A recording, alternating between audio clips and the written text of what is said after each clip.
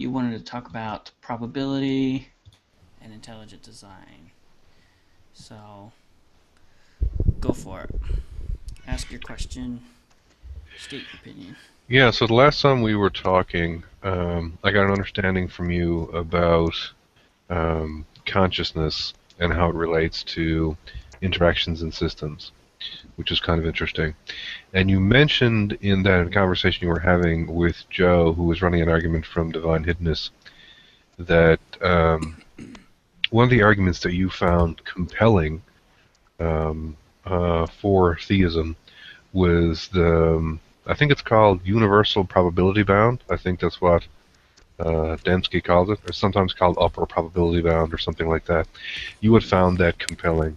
I'd just like to hear your perspective on why you think that's compelling evidence for theism, or why it can be used, rather that'd be a better way, to make a sort of compelling or interesting argument. Um, I think in our last hangout I was trying to emphasize the Meyer argument, where you correlate effects to their known causes. So you see effects that are known to be the product of mind, therefore you can infer that a mind was Yes. played a role. That's the argument that I find most compelling. The probabilistic argument I've always struggled with actually a little bit. Um, Number one, struggled to understand it. Number two, um, struggling to find it convincing actually. Probably the strongest argument against it. I don't know if Ken Miller originated this, but I know that he did argue this. He said any outcome is extraordinarily improbable, and so it it's very difficult then to distinguish between any outcome when they all have an equal probability of occurring. You have to get into, in order to distinguish them, it seems to me you have to look at the, um, how do I say it, the physical necessity that's playing a role in these outcomes as well. It's not just probability. So, I don't know, that's a lot of different thoughts on it. I think one thing that I think is problematic in some of these arguments is that people on both sides can become so dogmatic that they say things that are really silly. And one of the silly things that sometimes atheists, or especially anti-theists, will say is that the question of is something intelligently designed is not a scientific question. And sometimes they go as far as to say that it's a silly question. Both of those statements are really trying to be charitable, are ignorant, because engineering is essentially the science of intelligent design. And there's a whole branch of engineering about intelligent back design where you look at something and try to figure out how somebody actually designed it and the intents and purposes behind the part. So there's an enormous body of knowledge that we study and try to learn about design. Now, the interesting thing about their probability argument is that it's almost immediately compelling on a basic level. Like, here's a very simple example. Let's just say me and you were roommates, and you woke up one morning, just walked out to get like a cup of coffee, and you watched me at the kitchen table. And as you walked by, I turned over, like ace, deuce, three, four, five, all in spades. And then you see me shuffle the deck, you get your cup of coffee. I appear to shuffle the deck, and as you walk by again, I turn out ace, deuce, three, four, five of clubs. And as you're walking around, you're drinking your cup of coffee, looking out the window, you see me continuously shovel the deck, and I keep turning over ace, two, three, four, five in different suits. Now, if you just ask somebody without any knowledge of mathematics, without any knowledge of probability, you said, okay, what's going on there? Do you think that's just a random event, or do you think he's doing some kind of magic trick? Almost everybody would say, there's something going on there, he's doing some kind of magic trick. But why is it? Mm-hmm. That's the interesting question I think people are almost like afraid to even think about, Yeah. It's very intuitive. right? So the question is, and this goes back to intelligent design, like when you look at the system and it appears to be constructed in a way that somebody would have intended it to be that way. Like the actual probability of me turning over ace, deuce, 3, 4, and 5 of clubs is the same as the probability of me turning over 10 of diamonds, 5 of spades, 3 of hearts, ace of clubs, king of diamonds. They're the exact same probability. But one of them screams something is going on, and the other one sort of doesn't say anything. Like you'd never even turn a second glass, but they're the exact same probability. And I think that's the part that people sort of confuse when they talk about probabilities. They don't sort of have the background to sort of think about what's going on and how you would approach it mathematically. Yeah, definitely, I agree. It's kind of complicated. I mean, it's not just low probability. Dembski made an argument from probabilistic resources. So you calculate the resources available to the system, and then you determine whether there have been enough trials within that system in order to produce the outcome randomly. It's actually pretty complicated, and it has a bunch of different angles to it. So yeah, I think definitely a lot of people don't understand it, and I can understand why they don't understand it. The issue that I have with the way Dembski presents it is he comes up with a number. I think it's like 10 to the power of 150 or something like that. He may have revised it, but it's somewhere around 10 to the power of 150.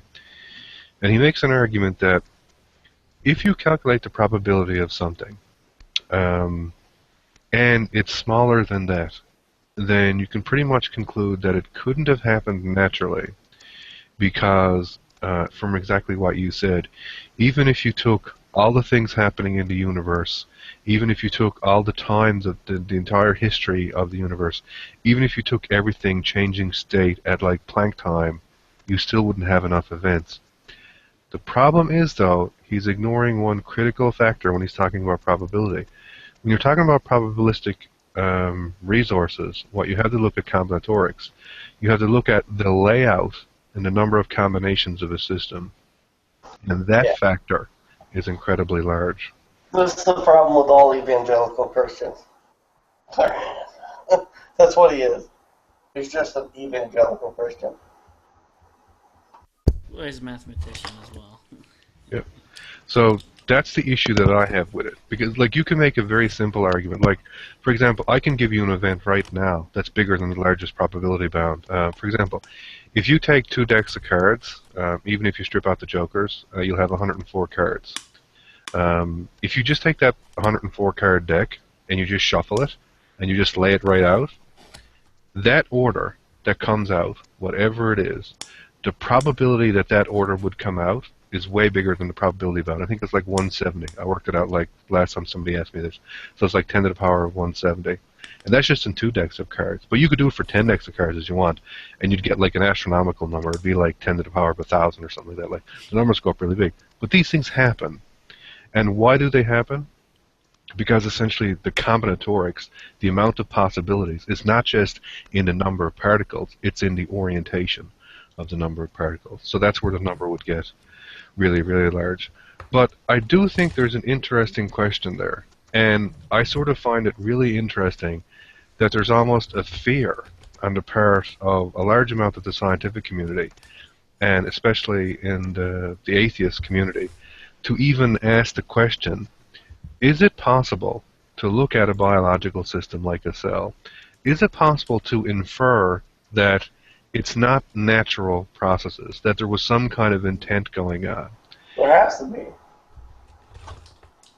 Right. Well, that's the question that a lot of people will not even think about. Just ask them it. Here's the Ask thing. that question. I found out. Listen, I found out that the cell wall, right? The cell wall, the what do you call it? The membrane itself. You could take the nucleus out, and it'll still do the same thing. It just can't reproduce. But Tommy is the one who said that. The guy who just showed up with exactly what I said verbatim. He will tell you. Tommy, tell him Tell Hello. them about how the cell wall and the you know what I'm talking about, the Membrane? membrane carries the same information as the nucleus and can do all the functions except for reproduce is what it is. Yeah. Yeah, you can take out the whole nucleus. That screams design. That Yeah. screams design. If Yeah. I've ever seen design in my life, that is design. It screams other stuff too that, like I was saying before, the scientific community has always assumed that the brain of the cell, the information or the basically the instructions come from the genes or from the genome. And that's always has been the assumption from the very beginning, but that the genome was the house or the housing of the information. But that's not true because you can take out the whole nucleus, and like Neil was saying, it'll perform every function that the cell will perform, save reproduction. Well, I liked what Cliff was saying. Cliff was pointing out, I think, that even a lot of atheists are afraid even to ask the question of whether something might have been designed. Am I understanding your comment, Cliff? Yeah, and the funny thing is that, but there are branches of science that do exactly this.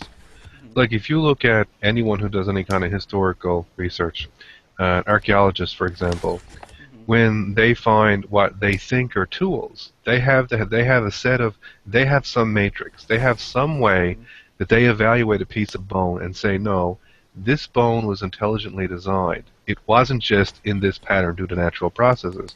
And if you ask them that question about a bone, they'll sit down and have a conversation with you. But if you ask them that question about a cell, most of these people completely freak out. And I don't understand why. It's the same question. Well, I appreciate that, Cliff, a lot. I think that's why we can actually have a conversation. Brandon, your mic is low. I can't barely hear you. Oh, I'm sorry.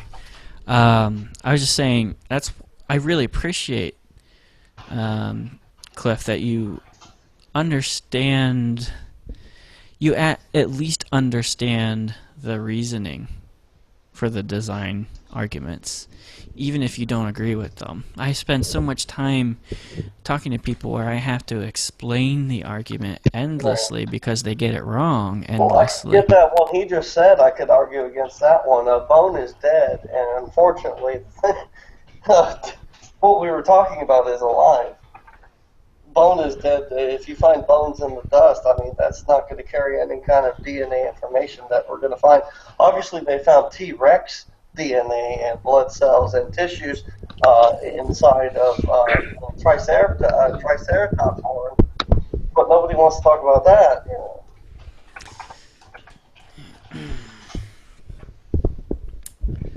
Well, well, getting back to the probabilistic argument, though, Cliff, I wonder if you've ever noticed this. So it's very hard, I think, to make a probabilistic argument in favor of, well, anything. To argue from low probability and that to some conclusion. It's very difficult, or maybe I just don't understand it very well. But on the other hand, what I notice from a lot of atheists is that they will take probability as a license to conclude anything. So, like, if there's a multiverse, for example, then all of a sudden they assume that infinite probabilistic resources essentially means that anything can happen. Have you ever noticed that, Cliff? Well, it's really funny that you mentioned that because James North, who's a theist, pointed out I was doing that, and I didn't even realize I was doing it. We were having a conversation, and he was talking about, he's a Bible literalist. So he was having a conversation after the flood that the population of, I don't know how many breeding pairs there were, I don't know, like if the sons went with the mothers or whatever, but say it's less than a dozen people, like 6 people or so, produced the population of the world. And I made an argument, I said, I don't think that happened. And he said, why? And I said, well, we know from population dynamics, when populations even get under, like, say, around 10,000, they become highly unstable. Once they get under 1,000, they're really unstable. Like, almost anything at all can wipe out a population. And I said, once it gets under 100, they almost always go extinct. So he said, basically, you're making some kind of probability argument that it's really unlikely, therefore, that you'd say it never happened. And I'd say, yeah. He said, okay. He said, but you probably believe abiogenesis happened, right? And I said, yeah. And he said, so what's the probability of that? And I was like, wow, okay, I didn't even realize I was doing that. I accepted a really low probability event for almost no reason whatsoever, but I rejected something else simply because it was a low probability. Like, there was a huge bias on my part that I wasn't even aware that I had. Yeah, well, that's really cool that you're so open about that. That's just really remarkable. You could expand that to, like, the production of proteins, for example. That has some, for a protein to form by chance, has astronomical odds against it. Yeah, So, that's Steve Meyer's main focus is on the proteins. mhm. And in terms of the probabilistic resources of the entire universe, I mean, it seems like he has a pretty strong argument, but I think what Cliff brought up was the assumption that you can rule out an event simply because it exceeds what we call the probabilistic resources of the universe. So I'm a little skeptical. I don't know if skeptical is the right word, but I'm not comfortable using that argument myself just yet. But the interesting thing is, like, on an intuitive level, we do this all the time. Every Yeah. single day that, like, we do it. Like, for example, if you just walked outside of your house and say you put in a nice lawn, you bought really nice grass, you got someone to come in and lay sod, which is ridiculously expensive around here. So they prepared your ground, they put, nice earth down, they got your nice sod, they got it all, they did everything with it. And you go out, like, the day after, and you see great big tire tracks, or what appears to be tire tracks, running right through your lawn, and you look over, and your neighbor has a brand new quad. Now, it is possible that just happened naturally. Yeah. But most people wouldn't consider that. They would immediately assume it was the neighbor, but they're making a probabilistic argument. And we do it all the time, Yeah. and we accept it as perfectly a rational thing to do. And the thing that bothers me is that people want to talk about the fact that we do this all the time, and nobody says you're crazy when you do it. If I came out and said, man, look at that, he obviously went over my lawn, nobody would say to me, nah, Cliff, that's just a probabilistic argument. That's a completely irrational thing to do. You would sound crazy if you said that, right? Yeah. Well, Cliff, it's funny. You might be strengthening my view of the probabilistic argument because maybe it's not merely the low probability, but it's also that you can recognize another cause for the same effect. It's not necessarily that you're only looking at probability. You're looking at the competing domains of probability, physical necessity, or intelligent causation. Right. So, for example, imagine if the day before that happened, by accident, you were out when the guys were preparing your lawn. They had a tiller or something, and it threw a rock and hit your neighbor's car and put a scratch on it. And you went over and apologized to your neighbor or whatever, but you could tell, like, he was really upset with you. And you said, man, I'm really sorry, if this happened or whatever. But you could tell he was really, really upset. Now, if you went out the next day and you saw your lawn tore up and you didn't even see a quad there, what's the first thing you would think? You would think he did that to you, right? On purpose, because of what happened yesterday. And again, now, is that an irrational conclusion you made, or is it a justified conclusion? It seems justified. I mean, Right. it seems reasonable, at least Right. to suspect. Yeah. Right. So, what are your competing ideas there? Okay, you have a couple of competing ideas. Mm-hmm. You have one guy who actually has an intent, like he has a reason to do this. Your other ideas could be, well, just some random dude. that just came in and decided to run over your lawn. Or it just so happened that due to random arrangement of whatever, raccoons or something that looked like tire tracks was produced. So you look at all of these things, and then you look at not only the probabilities, but you look at other factors, such as like the intent of this guy to do that, and you factor all these in and you reach a conclusion. And what gets me is, I think there's a question here that we're almost sort of like suppressing the fact that people should be looking at this question, which I find absolutely ridiculous. Like, one of the things which I find maddening is someone telling a group of people, like, that you shouldn't be studying this, like ID shouldn't be studied. That to me is like one of the worst things you could possibly say to somebody. Why shouldn't they do it? Yeah. Yeah, well, I mean, the ID people get accused all the time of saying that we shouldn't study evolution, when they actually say exactly the opposite. Which is, I think, different from... I mean, I don't know what creationists are doing these days, but it's different from what a lot of creationists have done, which is try to suppress the teaching of evolution in schools. It seems I'm kind of confused here, because it seems like Cliff is sort of arguing for the case that intelligent design is plausible based on probabilities. Am I missing something here? Well, it sounds to me like he's just arguing that it's okay to think about it, at least. Mm-hmm. But okay, well, yeah, eventually I'm sure he'll come around. Yeah. That's what M was saying the other day. He was saying, Cliff, I'm very concerned about your soul. You sound like you're turning into a Christian. That's sort of like reverse prayer. Yeah. Well, at least you're thinking about it. Reverse prayer. I got a question. Is this Neff's room or your room? I forgot whose room this is. This is my room. Okay, I'm sorry. I clicked on the wrong thing. I don't know what I did. I'm supposed to be the master of computers, and I accidentally clicked on the wrong hangout. Now, the interesting question that I think would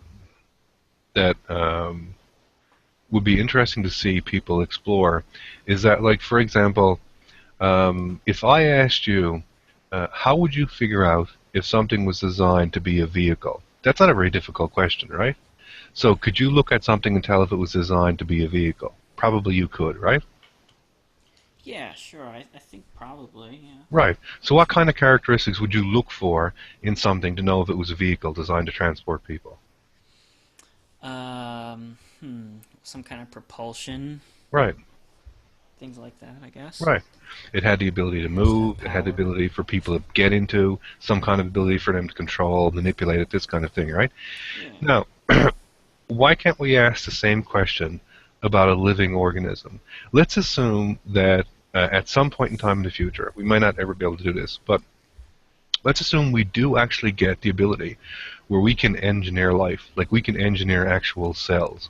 So we could engineer a cell, for example, to wipe out whole specific viruses, or wipe out cancer cells, or anything at all like this, or re-engineer connections in nerve cells for people who become paralyzed. Now, would these things look different than the so-called natural cells, or the things that we assume to be natural cells? Or what features would you expect to find in a cell that was specifically designed by people to specifically do something? Would something else... So anyway, here's a question in a less rambly form. If the point in the future where we can engineer cells to do that, so I engineer these cells, you got a really bad cold, and you're over talking to me. I'm like, oh, sure, Brandon, I already fixed that. The other day I just invented this. And I jab you in the arm with a needle. And I inject a bunch of, flu-killing cells into your body. And boom, like you're cured within 5 minutes. Now, if someone was to come along and take a blood sample from you at that time, would they see a difference in the so-called intelligently designed cells that I made and the so-called natural cells in your body? Would they look different? Is there something about them that you could recognize and say, look, one of these things is obviously designed by a person, and one of them is just not? Because I think from the people who argue strictly from evolutionary theory, they should be able to answer that question instantaneously. Well, can I just interject something here? From what I understand from the evolution side is they don't deny that there's design in nature. They just deny that it was intelligence that is responsible for it. So they have a telenomic or mechanical mindless mechanism, but they don't necessarily deny design. So I don't know how that kind of fits into all this, but I don't think design is I don't think design is questioned by either side. Well, It's for a you, matter are of, you actually asking how would you distinguish between intelligent design versus natural design? Yeah, sure. Like I don't really care what word you use. I mean, like, so if you want to say that like mountains are designed by, natural forces or whatever, that's fine. But I mean, normally that's not how we use the word like in lay speech. You know what I mean? Like you wouldn't come out like say if you bought a piece of property and you're going to build a house on it, and say you didn't do anything at all to the landscape. But Tommy lives next to you, and he did. He completely changed all this. If I walked over and looked at your lawn, looked at Tommy's, I'd say, well, that one's obviously designed. Like, it looks like a lawn. Brandon's looks like a molehill. A bunch of raccoons are living in there. It doesn't look designed. So that's what I'm saying when I say design. But, I mean, if you want to use another term. But you know what I'm asking, right? I think I know what you're asking. I mean, how do you distinguish between the two? Yeah. And I kind of feel like it's very difficult to distinguish between the two. Okay, what Because about there's a if I lot of ask? there's a Yeah, lot what of about if I ask an crossover. even simpler question? Like, because this is a really simple question. There are sounds in nature, right? Stuff makes noise all the time. Yeah. Trees fall, rocks bang against each other. So when you're walking out, you always hear something. Like we tune it out all the time. But if you stopped and closed your eyes and listened, you'd always hear noise, right? But Yeah. now just Okay. imagine at the same time you're hearing noise, I actually turn on like, whatever the top 10 hit or whatever it is comes on. Like some song plays, right? You would almost instantly recognize that song. Now, you don't want to call it design, Yeah. whatever it is, but both of them are just noises. But you would automatically put that in a different category. You Right. would say that is a different type of noise, Yeah.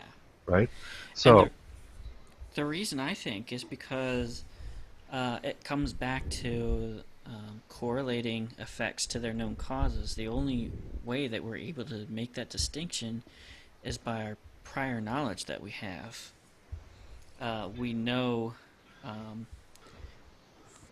that minds produce certain features of music, so we can recognize music. We know that people speak a language, so when we hear words or lyrics in a song, we recognize that it's probably a person who put that together. So I think it that still comes down to correlating effects to known causes.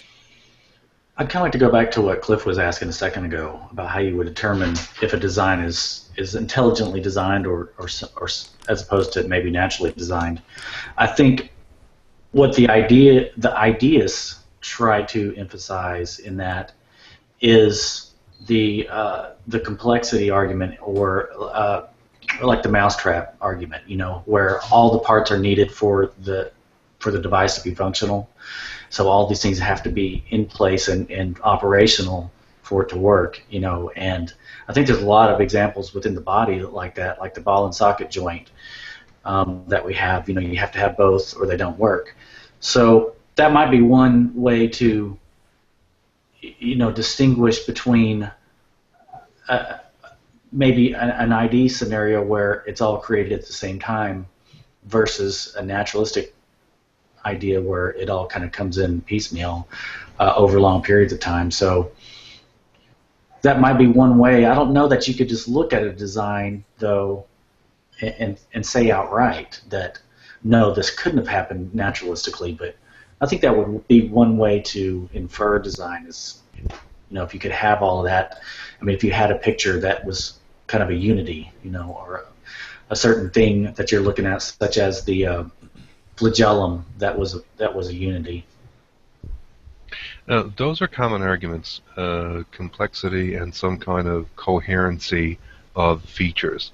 The reason why I don't think they're very compelling is because when we design stuff, they're generally not like that.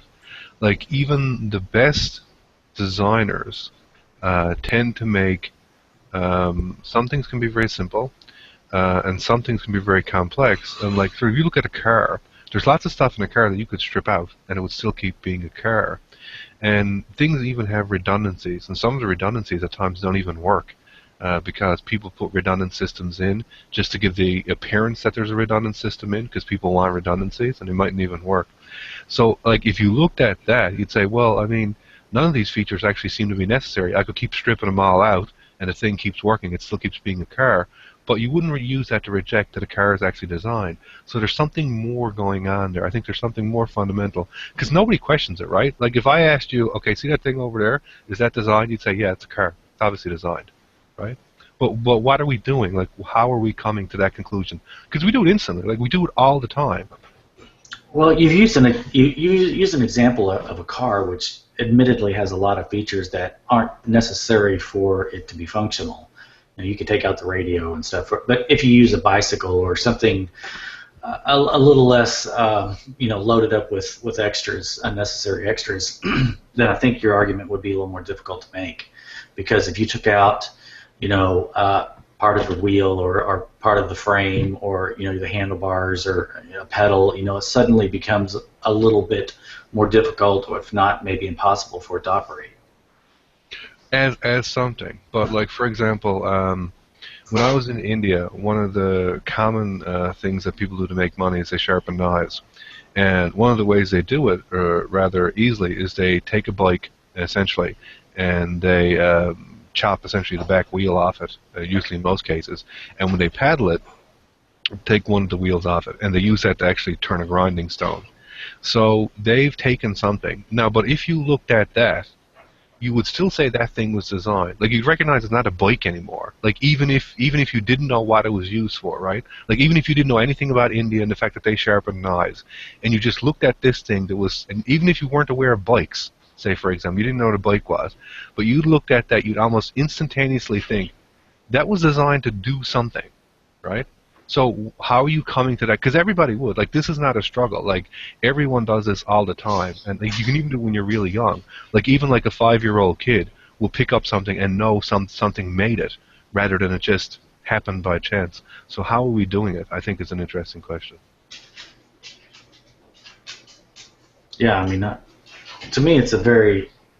I mean, I look at it very simplistically. I mean, to me, it's very obvious if something is designed or not. And it's a little trickier, I guess, with nature, but I mean with biological organisms, because we're not privy to that sort of creator. We've never seen a biological body part or an organism created, so we've never seen it happen. But to me, the more I look into it, from different levels, whether it be looking at the cell or looking at the genome.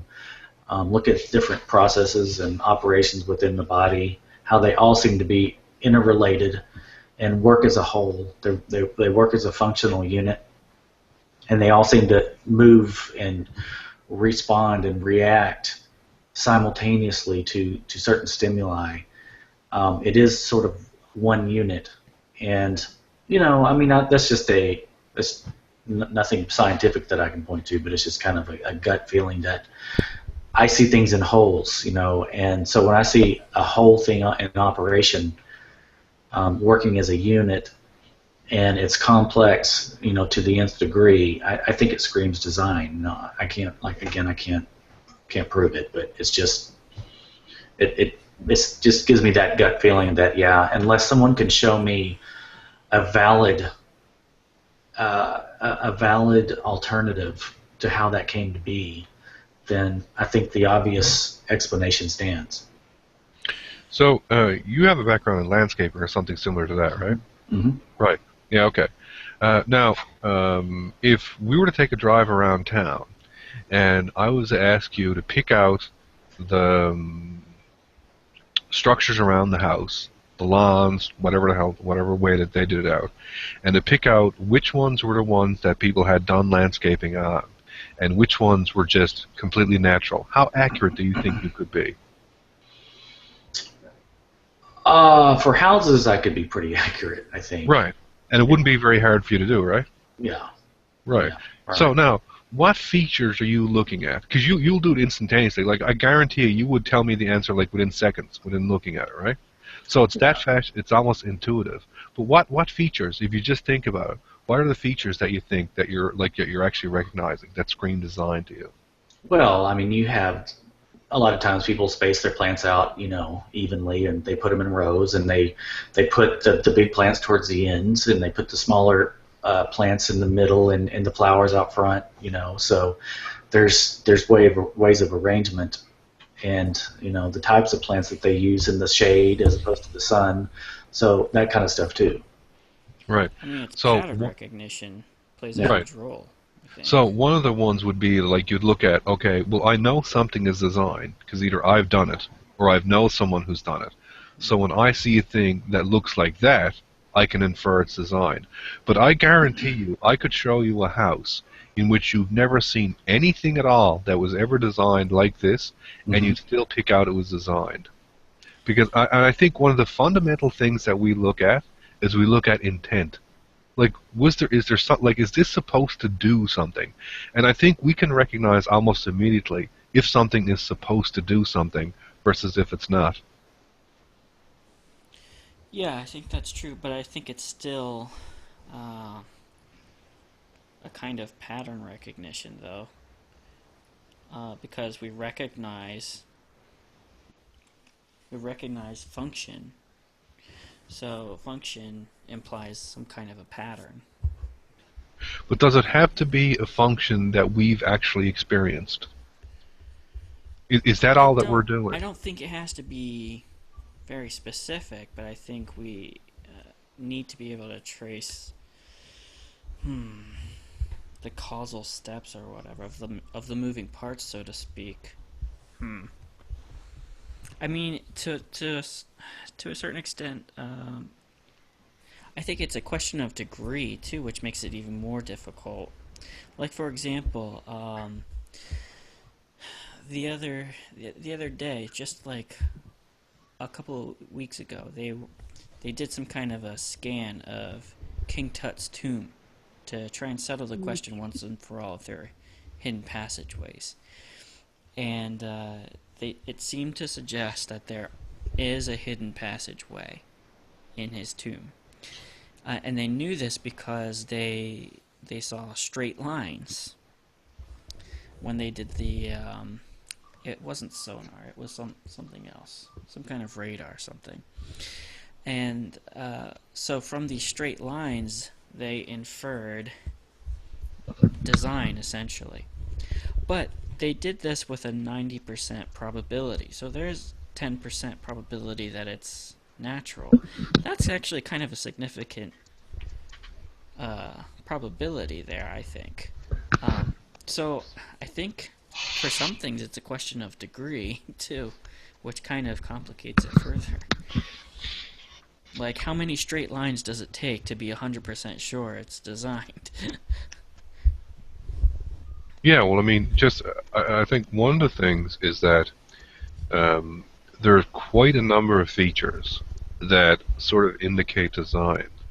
And I think the more that we see the features, or the stronger the features are present, the more we tend to indicate design. Like, for example, similar to the card thing, if you saw me, for example, taking, say, a handful of leaves or whatever, and I threw them out on your lawn, and it just so happened the leaves landed, so they sort of looked like a bee, right? You'd say, hey, that was kind of cool, kind of a bit of a fluky thing that the leaves landed that way. Yep. But say the next time I threw it out, it landed as an R, and then the next time it was an A. How many of these letters would have to land out before you'd say, I think something's going on there, right? Yeah. Yeah. So I think and I think that's the question that I'd like to have discussed a bit more often, because I think it's a very interesting question. Yeah, and I think, well, if you read Meyer's book, Signature in the Cell, he goes into examples almost exactly like that. And, I mean, you have to ask the question, how can we possibly resolve that question? Well, do you find those arguments he presents as persuasive, the way he presents them? I think they're somewhat persuasive, but I have a number of issues that I have to work through. Because it seems to me that's the same basic argument, like we were talking about the other night with the fine-tuning, which you don't find terribly persuasive, evidently, but it's the same basic Well, argument. yeah, but I think this is actually a more specific argument, though. A lower level. The fine tuning is very high level. We have a bunch of we have a bunch of parameters that independently converge on a narrow range of outcomes, but I don't see how that can be analyzed to the extent of like Cliff's example, where you've got signal components being produced, like the letters of my name. The way that Dembski approaches it is he takes Dembski's argument from probabilistic resources, and when you have a certain number of trials and it spells out a message, you look at the probabilistic resources available to that system, and then you calculate the probability of the results of each trial. And if that probability exceeds the probabilistic resources, then he says that that justifies inferring either physical necessity or that there is some kind of intelligent design producing the result. That's where I think he makes a critical mistake, because I wouldn't argue it like that. Because here's the problem with that argument. With the leaves thing, right? So I throw out leaves, and they land right in the shape of a B. But now there are other alphabets, right? That besides the one we use, Arabic. Yeah. And some of them they don't look anything like our letters at all. Like when I was in India, their alphabet doesn't look like ours. Now, if I threw out the same leaves and they landed in one of the scripts of one of their language, they wouldn't even look like letters to you. Like they don't look like letters to me, right? They just look like scribbles. But I could throw these out. I don't think I could spell out your name because I don't think they have all their letters. Like they can't say Cliff. A lot of them call me Clipped because that's as close as they can get. So, but whatever, it's funny. They have like over 200 letters, but they don't have like the ones we got, which is wild. But anyway, so I could throw these out, and you probably would see the things fall. You'd say, "Hey, that's kind of cool. There's a bunch of lines and circles and everything," and you'd make nothing of it. But see what I'm saying? I think the critical thing is, I would still be manipulating it, but you would just pass on by. But it's the same sort of probabilistic thing. But as soon as you see the letters that you recognize, you instantaneously recognize it. I think what we have to do, and I think it's really easy to see if you look at the card thing, how to analyze it. Because if you saw me lay out ace, deuce, 3, 4, 5 of clubs, you would think in your head, okay, because that happened, he's obviously manipulating it. Because if he was manipulating it, he'd want to make that outcome, right? No one sits down to cheat at cards if they can manipulate the deck and puts out completely unordered cards. So you look at the intent behind the person. If the person had an intent, if the person could cheat, if I actually could make the leaves fall in according to your letters, and you were walking by, wouldn't I do it as kind of a cool trick to do? If I could do that, would I make them come out in random things? And I think that's the question. That's the interesting part of it. And I think that's how one of the ways we can infer design right away. Well, here's something too. It's multi-leveled, so it's not just one thing. It's not just the leaves that would spell a name out, for example. But you could have. What if you had alongside of it, jelly beans that were spelling out certain things as well, and then over the top of that, you could have something else layered that's, intricate or whatever. So that's the thing about the universe, or life, or different things that can be argued in regards to design, is that it is kind of a multifaceted thing where you look at several lines of evidence coming at it, and you can. To me, it's cumulative, and not just looking at one thing, but that's kind of what the fine tuning thing is. It's not just one; it's multiple things that we're looking at that all tend to sort of point that direction probabilistically. Yeah. Well, another thing I hear from the atheist side is that it's so much more likely that nature did it. But I think when you have such a low probability event, you have to ask, is that really true? Like if those leaves start spelling out my name. Well, that seems highly improbable, right? Just that nature would just do that. Without direction, yeah.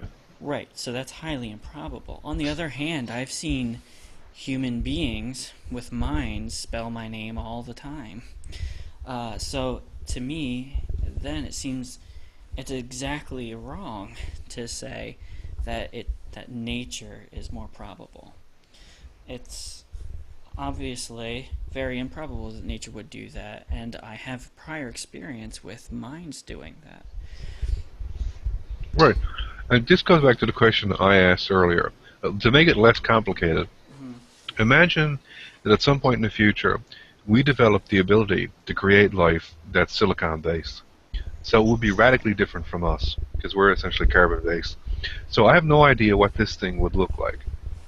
But, so we designed this thing, it's living, it has all the attributes that we communicate with, that we would ascribe to life, but it's silicon-based, and we made it. So, the engineering patterns are there. But now, imagine that people who didn't know that was designed, people who didn't know that this thing was built, would they infer that it was designed? And how would they infer it was designed rather than it just evolved? I mean, I think we're kind of in that situation, sort of. Yeah, exactly. With living systems. Yeah. What we see in biochemistry, we see nanotechnology, essentially. We had no real prior, experience with that at the time that we discovered it. We were actually just beginning to develop information science when we discovered that DNA behaved like an information system. So I think that, yeah, I think the answer would be yes, we could. It also kind of comes down to the substrate. Does the substrate matter, or is it the design features? Is it the pattern? And I think the pattern is, I would say that the pattern is independent of the host or the substrate. I don't know if I'm making sense. It's independent of the material on which these patterns... Yeah, you mean it's not physically constrained by the material and natural law. It doesn't have to be that way. Right, yeah. Mm-hmm. Yeah. So the reason I asked that specific question is because oftentimes, if you try to ask it about organic material, it turns into a discussion that's not productive. People say, oh, you're just arguing for Jesus. Well, not really. I'm asking a design question. So if I ask it the other way, most people, people have to address it. That's a scientific question. And you should be able to answer that scientifically. If I make a thing out of silicon, okay, now I designed it, but you didn't know I designed it. Can you figure out using science that I did design it, and could you actually figure out the design specs? Because if you say yes to that, then that opens up the fact that how come you can't do it to a cell? But the other prong is also there. If you say no, you cannot answer that question with science. I think that puts a big hole in science. If you say science can't even look at that question. Well, that's funny because I make that point sometimes. I'll be accused of being a science stopper. But then I'll ask, when would you be able to recognize a design? And, it turns out that, especially when I'm talking about natural versus supernatural, God, or the supernatural, is being categorically dismissed. I hear methodological naturalism a lot. So it's just methodologically precluding certain possibilities from the domain of science. So then I say, well, who's the science stopper here? It seems arbitrary to me that you can't look at these and ask those questions. Yeah, and to be quite frank, there's almost like a religious undercurrent that runs through modern science, which I find quite distasteful, in which people argue that in order to be scientific, you can only look at the universe for specific causes, or you can only look at it for specific types of explanations. And the fact that you're saying that you can't look at something else, that you have to exclude it, seems to me to be extremely unscientific in nature. Like, to me, all science is a way that you're trying to explain what you observe through rational thought. It's nothing more than that. Yeah.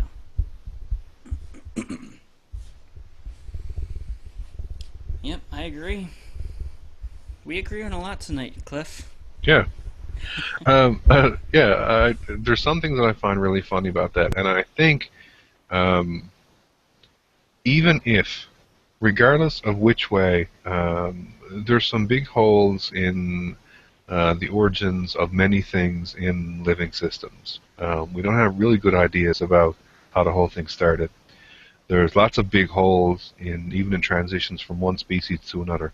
We have sort of ideas, but the ideas are contested by quite a number of people, even on some things that we think we know very well.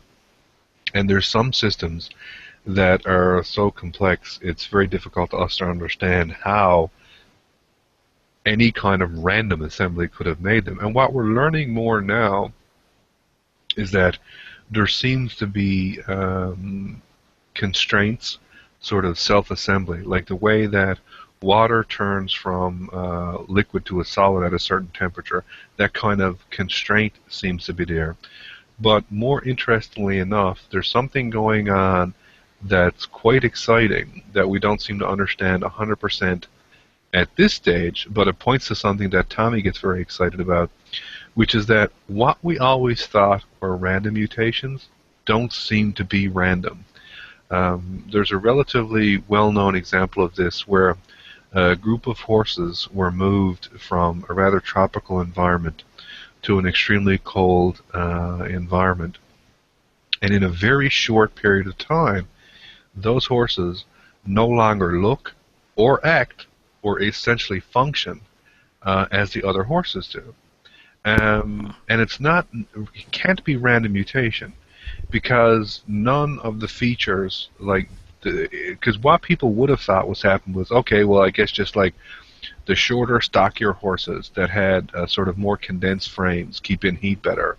Horses with longer fur, with denser fur, all these kind of horses with heavier eyelids to protect them from the ice and snow. Mm-hmm. All these random variation happens, and the other ones just died.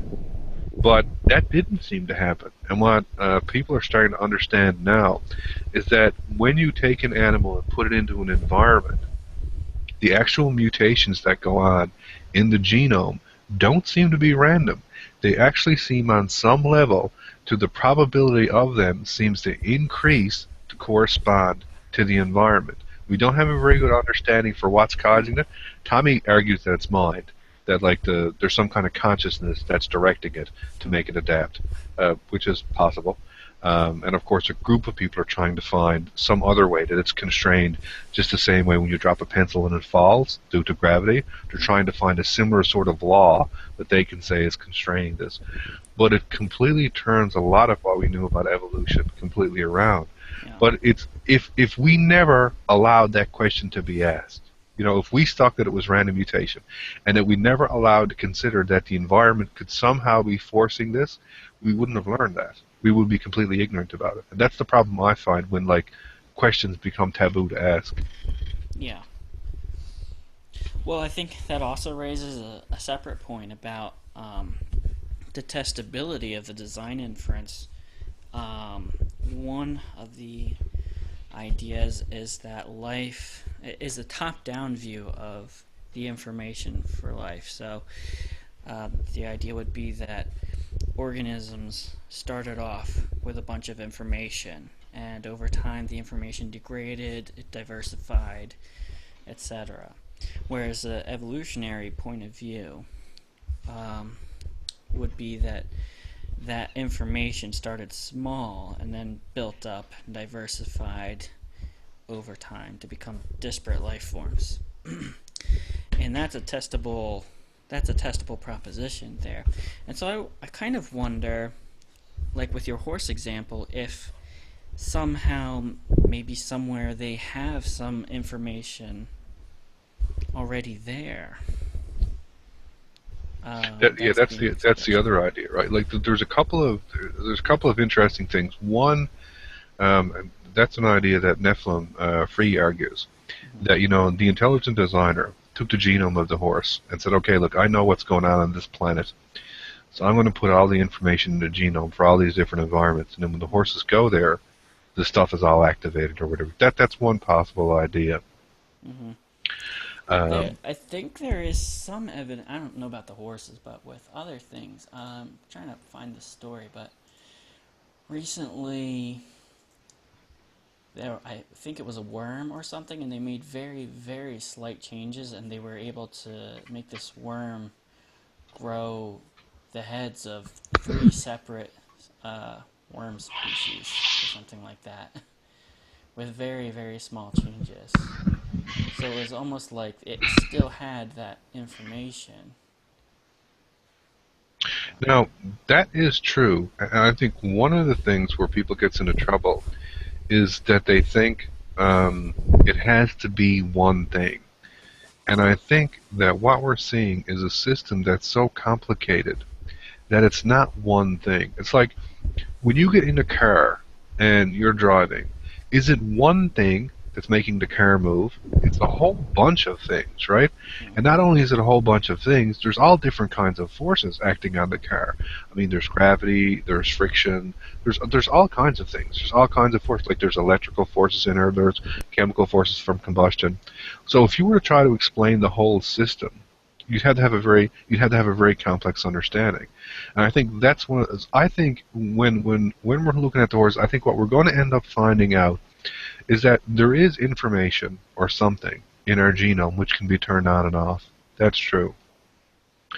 But I also think we're going to come to understand that these so-called random mutations are random most of the time. However, if the environment is drastically changed to produce a stress on the organism which is radically different, I think that will make the mutations become non-random, and it will make them adapt to the environment in a very rapid fashion. I don't know, I can't even postulate what could be causing that kind of thing.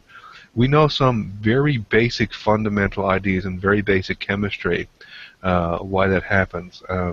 Like when you study equilibrium of reactions, like for example in water, water which is 2 hydrogens and 1 oxygen bonded together, that actually is an equilibrium reaction. In an actual glass of water, that molecule splits up and it creates a hydroxide ion and a hydronium ion. And that reaction is always going back and forth. So much of the water breaks into the ions, so much of the ions combines to form the water. Now, so that's an equilibrium. It's sort of, at a certain point of time, both of the things cancel out, so there's nothing more. It's a stable amount. There's a stable amount of water molecules and a stable amount of ions. Well, if you actually take a solution of just the pure ions, just pure hydroxide ions, and you drop them into the water, the reaction will start to consume them. It will start to make the reaction go the other way to sort of go back to balance again. Now, in that very simple system, we can explain that through use of some very simple potential energy equations. We can say, okay, all that's going on here is a minimization of potential energy. Here's the potential energy as a system before. Here it is after when you add the hydroxide ions. So it's going back to a minimum. We can do that.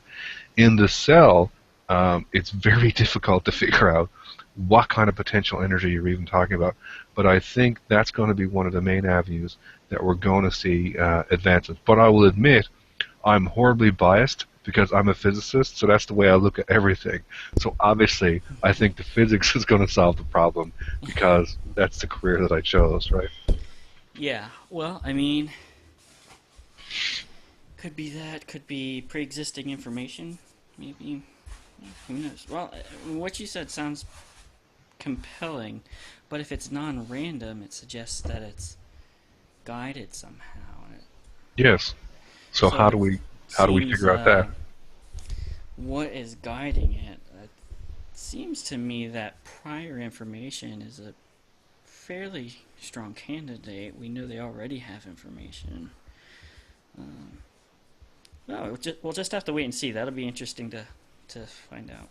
And place bets. I'll convert to being a Christian if you win. You got to convert if I win. Man, that's a good deal. I was only gonna say ID. Just convert yeah. ID, but all the way. I'll stick to it. This is live. Do I have to be ontological, atheist, or methodological? Because, by some definitions of the word, you might already be able to say that I'm an atheist, because I think everything's natural. So, Yeah. I just basically believe in an alien, so. Yeah, something outside this universe. I think that was an interesting way that you define supernatural. And I think that's an interesting question. Like, there's lots of interesting questions that people almost seem to be afraid to ask, and that's one of them.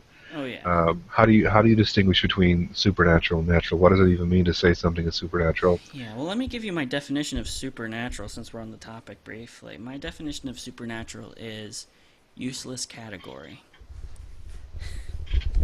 Yeah, I like the way that you defined it. The way what people traditionally lump supernatural in. Like, the way that most people say is they say supernatural cannot be explained by natural law. But from Until the way it is. you're right, until it is, and that's And then almost it's sort of an natural. argument from ignorance, right? We Yeah. don't know what it is, therefore, and I think that's the danger of that definition. Mhm. But like from the way that you defined it, imagine that there's another universe. Imagine in that other universe, gravity is repulsive. Mm-hmm. Now, further, imagine that somehow that universe can interact with our universe. Mm-hmm. Then we would see very weird things. We would see repulsive effects of gravity, like you'd float up off the Earth because the Earth would be repulsive to you. Yeah. That would seem It's to be already repulsive to me. Yeah.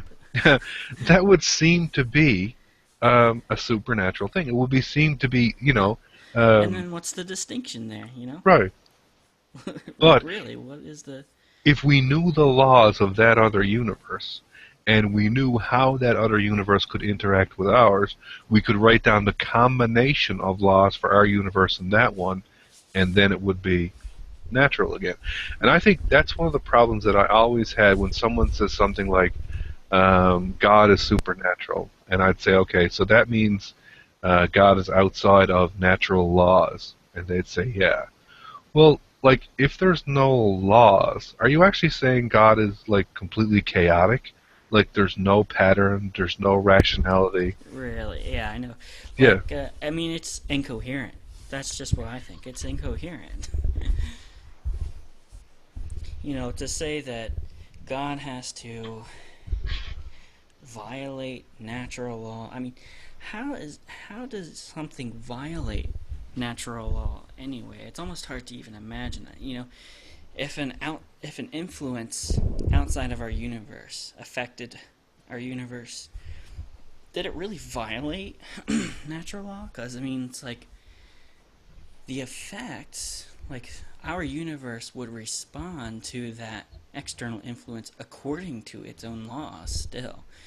It's just it would have an additional influence changing those outcomes. So, I mean, can you really say it's violating the natural laws? I mean, do levitating magnets, do they violate gravity? Or are they just working in tandem with each other? I just think the whole thing is kind of incoherent. Yeah, well, like, imagine everything is so bundled together in our world. But imagine that I was to create an environment where nothing in that environment was a conductor, and nothing had sort of an excess of sort of static charge on it. So imagine that sort of an environment. There was no conductors, and everything was an insulator, which meant charge would never move, and there was no buildup, like you had no static sort of cling on you. Now imagine living in that sort of world. you would probably have no concept of electricity. It wouldn't mean anything to you. The magnets wouldn't exist because magnets are just an interaction of electric fields. So you probably wouldn't see any of these things because there's no charges for any of these fields to sort of interact. So your model of reality, probably likely for a very long time, unless you finally get down to looking at atoms and that kind of stuff, but it'd be a very struggle to even get to this place because you'd have no real idea about electricity and magnetism. Now, but I just created this little bubble, right? It's just a little box. It's just a little bubble inside of that. Now, just imagine that from the outside, I suddenly put a conductor into play, and I suddenly put charges in it. It would completely violate all the laws that you had built up for your universe. And then I could take the charge and the conductor back out, and it would go away. And I could keep doing this at sort of wherever I wanted to manipulate something in the world. But wouldn't the things living in that universe, in that little bubble I've sort of created, wouldn't they think those were miracles? Wouldn't they think they were supernatural events? Yeah, sure. So, Right. but here's the point that I would like to make is that there is, I don't know if there is such a thing as violating natural law in an ontological sense, because natural laws are a construct that we've created based on our understanding. So when we say violates natural laws, all that we really mean is it violates our model of natural laws. It doesn't violate them ontologically. You Right. see? Right, that's what I was trying to say. Like with that, I mustn't have set it up correctly. That's what I was exactly trying to say. Your point, like in that like little bubble that I've created, all the laws of electricity and magnetism still hold. Like they're still there, but those people are completely ignorant of them because they have no observations. But I can introduce them. I can put a charge in. I can put a conductor in, and all of a sudden they start seeing things just go weird. Like they see they see effects of magnetism they have no idea how to explain. And then when I take them back out again, it just goes away.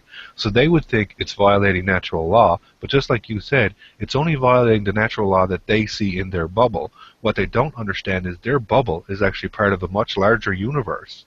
And they don't understand the laws of the much larger universe because their bubble only has a constrained set of observations in it. Right, exactly.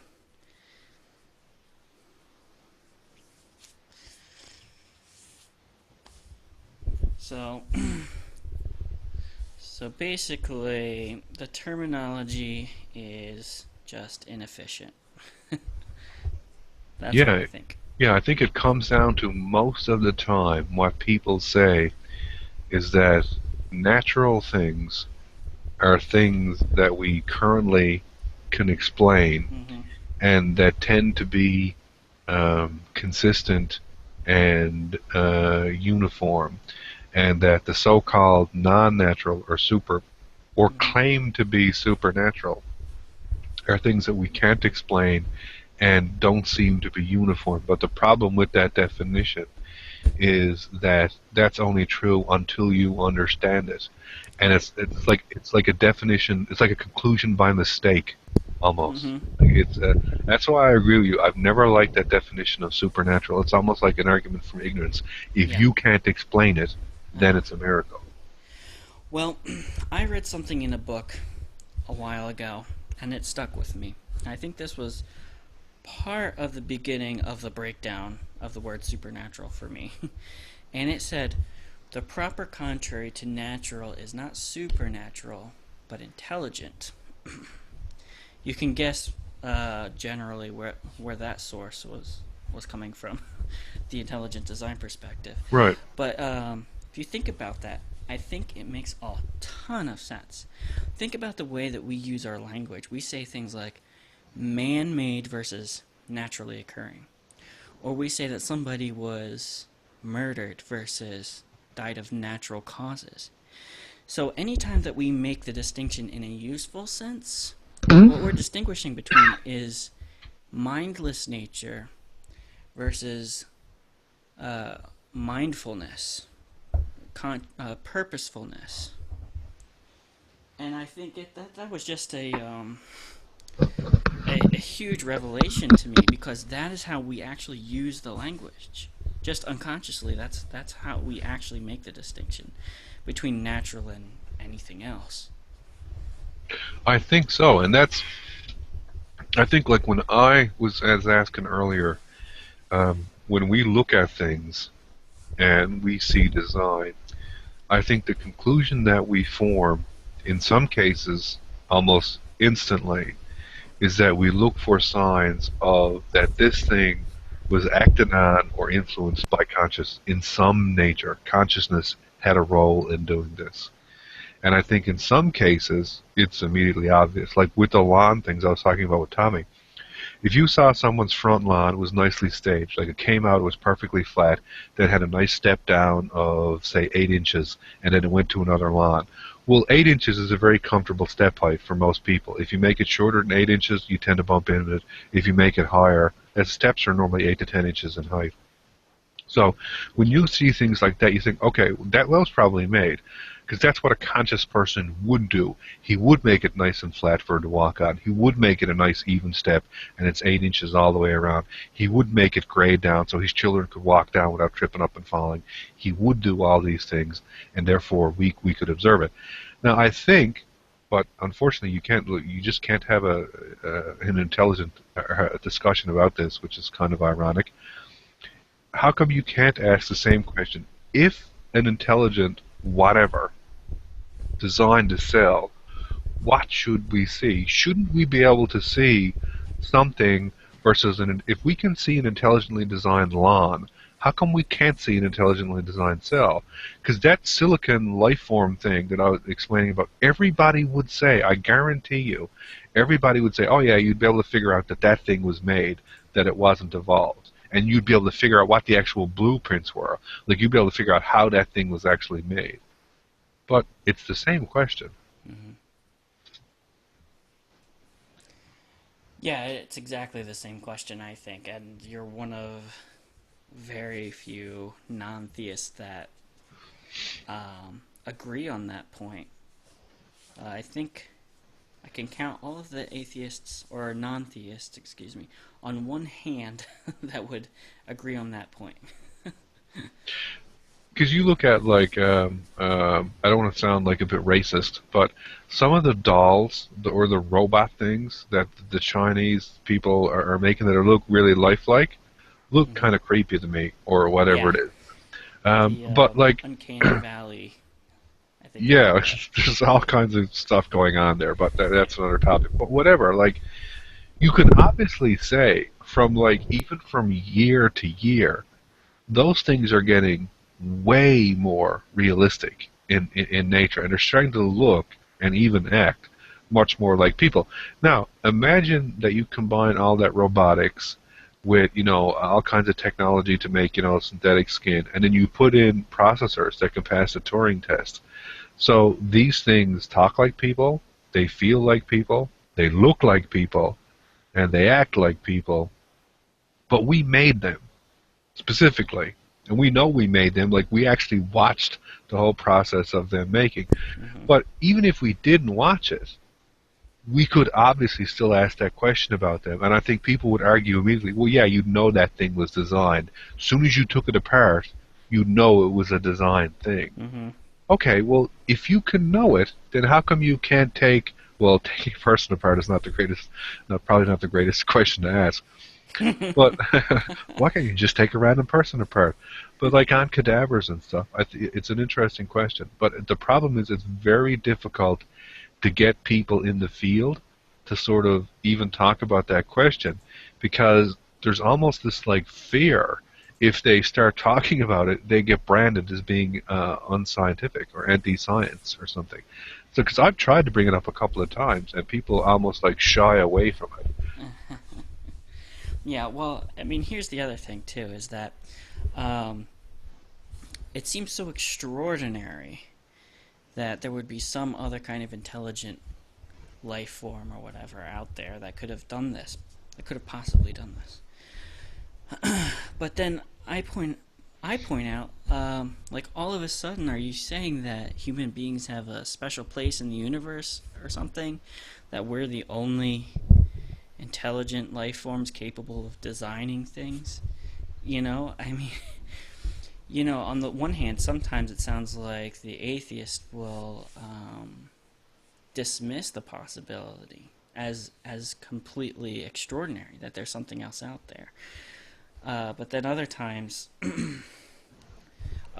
they will, in a completely different context, they will say, we're not special at all. There's got to be like tons of aliens out there, even aliens that we don't even recognize. Who knows? Maybe they're made out of crystals or whatever. But the second you start calling that thing a god, it's completely dismissed. So, Yeah. like in some ways, most atheists I talk to have already conceded that it wouldn't be extraordinary. It's just a difference in label, but not a difference in principle. Yeah, and that's the other big problem. Like, as soon as you ask the question, they'll say, "Oh, you're just trying to argue for Jesus." Okay, even if I was, which I'm not, but even if that was the conclusion, we're not there yet. Okay, we're still at step one. Step one is, can we recognize design in living systems? Because we surely can recognize it in non-living systems. And I think we're approaching some dangerous ground where what we're designing could start to be called life at a very short period of time. Because we're designing things now that are man-made. I mean, we design lots of agents and we engineer life in a certain sense, right? We even do that now, right? Like, you look at dogs, for example. They were intelligently designed by people, right? To be dogs, to have characteristics of dogs. Now, Sure. if you ask that question, right? Mhm. Like, that's a question people will ask. People will think about and they'll answer. But you can. The fundamental question is just there. When you look at a dog, when you study a dog, why do you conclude that it's intelligently designed and that it's not just natural?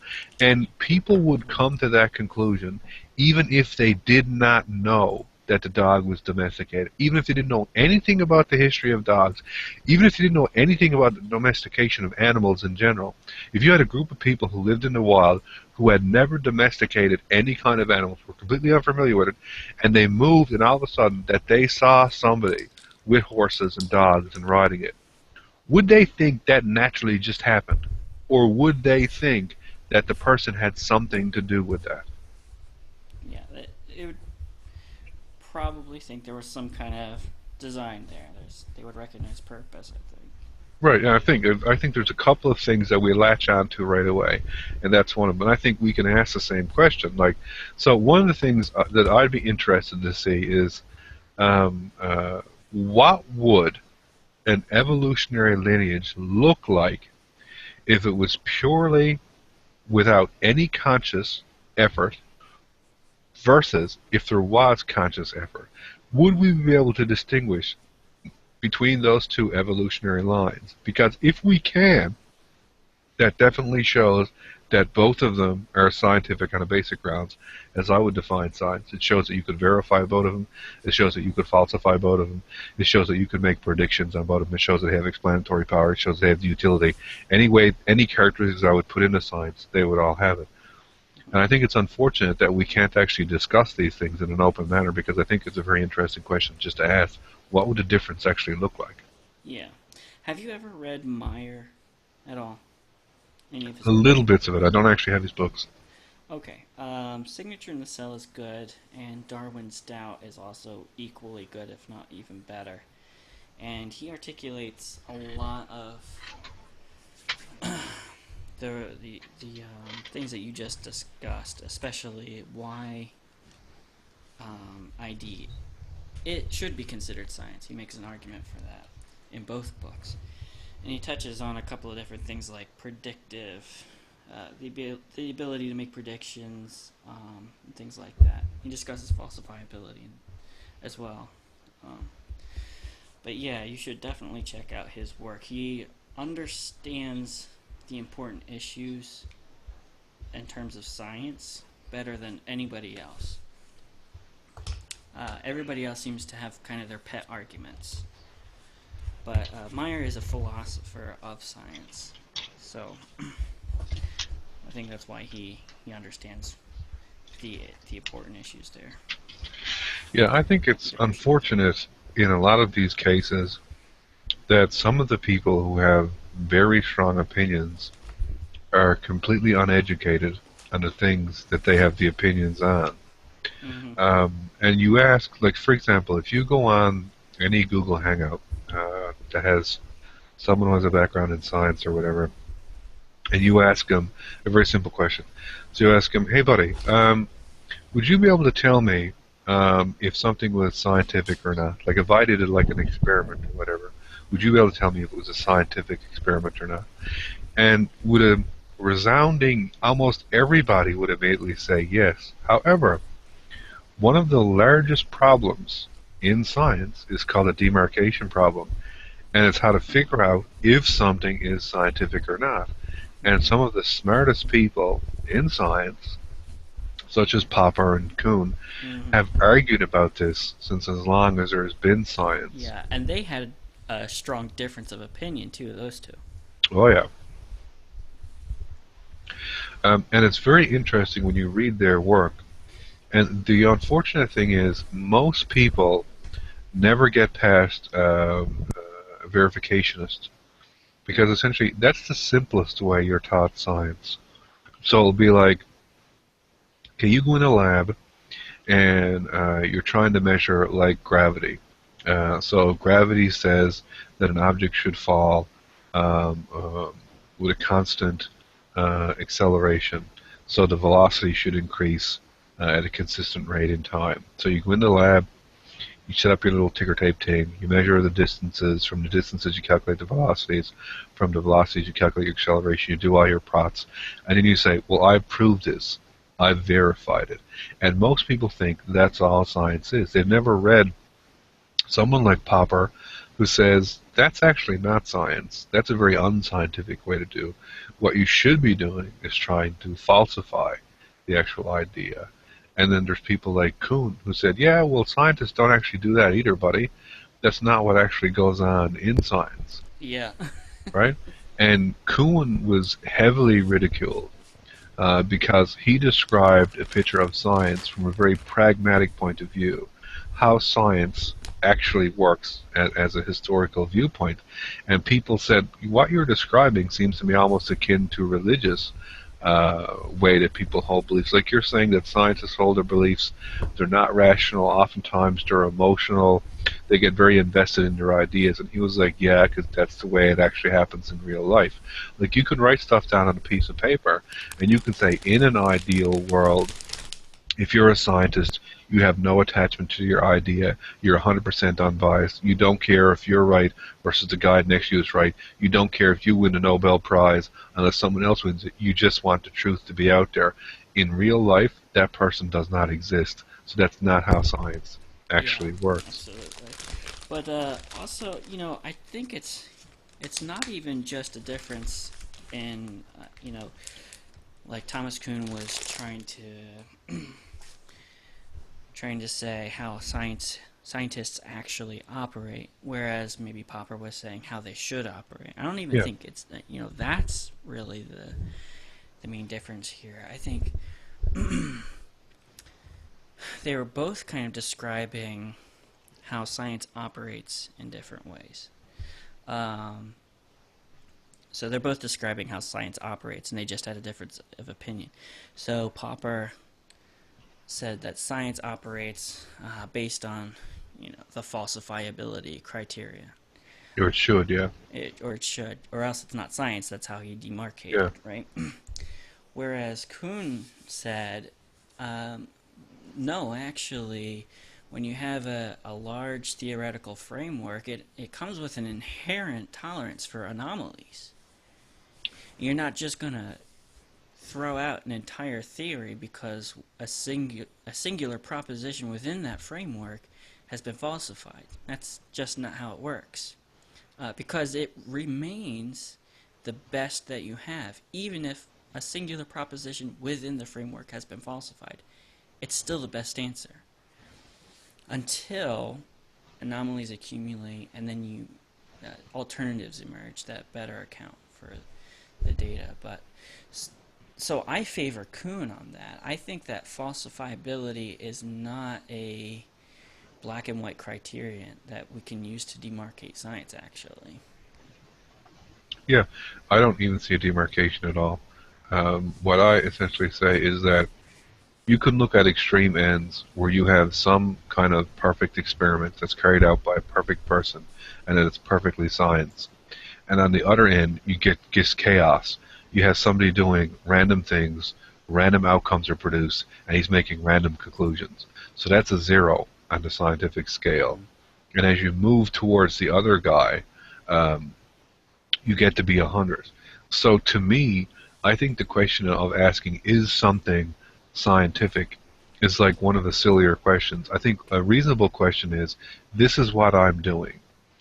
Are there changes that I could make that would make what I'm doing more reliable in terms of generating knowledge? That's the question that I would be interested in answering and interested in looking at. Yeah. And again, I know I keep saying this, but I think it comes down to correlating effects to their causes. And I don't think you have to, in a strict sense, you don't have to be able to falsify the proposition in order to correlate it. I think it's beneficial, if you can test a proposition in that way, but I think you can still correlate one thing to another even if you can't falsify that proposition. Yeah, I think like that's why, like I said, like there's things.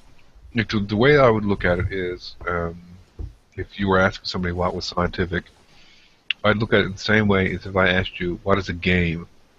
Then you could think about what makes something a game, all the different attributes it would have. Like maybe a game is something that gives you enjoyment to do. There's scoring involved in it. There's rules. Multiple people can play. It's competitive, and you can list out all these things. But then you can easily think on things that are games that don't have all of those events in them. And the other thing that's really interesting is you can think on something that's a game to one person. Well, it's not a game to another person at all. It's work to one person, but it's a game to another person. So, like, if you look at someone Popper really opposed the verificationists, but both of them argued that something was science, but they had very different views on it. So, what was science was even dependent on who you actually asked. Yeah, absolutely. That's why I find it really funny when people take these hard stances as if these were problems that actually had solutions, and they don't. They're very open sort of questions that people still Yeah. struggle to try to answer. Well, And the struggle really, like in labs, people struggle with this every day yeah. to find a balance between being like more scientific and just being able to get work done. Yeah, well, the line that I hear a lot is, "I'm trying to talk about science. I don't know what you're talking about." And what's happening there is people use the word science to try and bundle together a whole bunch of different arguments and make them at once without actually having to make them. They just say the word science and they think that they've argued something. Yeah, You have to actually tease out what specifically that means. You can't just depend on a word to make your arguments for you. You have to actually talk about, why does it matter that something is falsifiable? Why does it matter that it makes predictions? And things like that. That's something I get all the time. People thinking they're making arguments when they're really not, because they're yeah. relying exclusively on demarcation without justifying it by making an argument for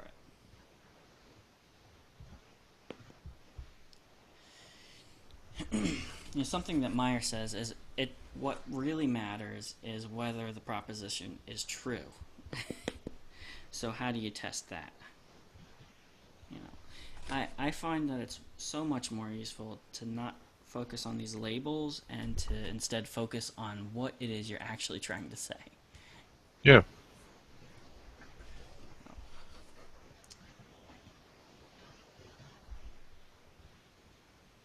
Anyway, I gotta head out, Brandon. It was cool talking to you. All right, man. Yeah, let's do it again sometime. We'll talk about some other aspects of the design argument maybe sometime. And sometime I'd like to return to the near-death experience, because I think I might have changed my views a little bit on that. Cool. I'll probably do some reading in the meantime. Talk to you later. Okay, bye. Alright, anybody watching, we're going to end the broadcast now. So, unless somebody wants to join in the next 30 seconds. But I'm going to mute until then. So if you want to discuss something, you can join in. The link is in the event page.